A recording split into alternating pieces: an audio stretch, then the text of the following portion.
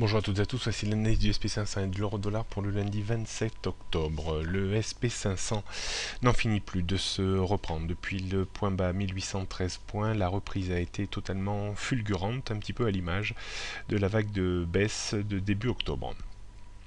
Est-ce pour autant que l'indice va rallier de nouveau son sommet historique, un petit peu au-dessus des 2000 points?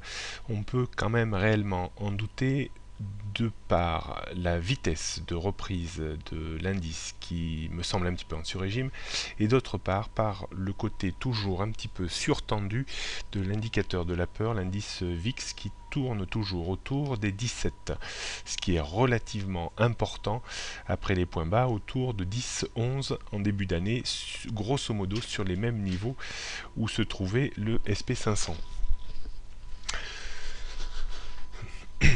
On note donc toujours une résistance à 1970 avant 2000 points, support 1925, 1900, 1885, 1813 et 1800. La tendance repasse quand même à la hausse au-dessus des 1925 points. Du côté de l'euro-dollar, lui, a sauvegardé le niveau 1,26 avant 1,2575. Le potentiel de hausse reste situé vers 1,28 grand maximum. Le débordement de 1,28 provoquerait une reprise sur 1,29 voire 1,30. Pardon. Il faudrait, pour vraiment retrouver un courant baissier, enfoncer la zone 1,2575 à 26.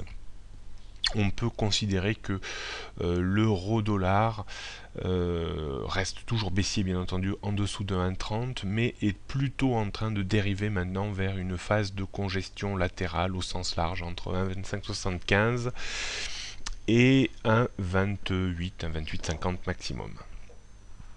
Donc résistance 1,27, 1,28, 1,2850, 1,29, 1,30, support 1,26, 1,2575, 1,25.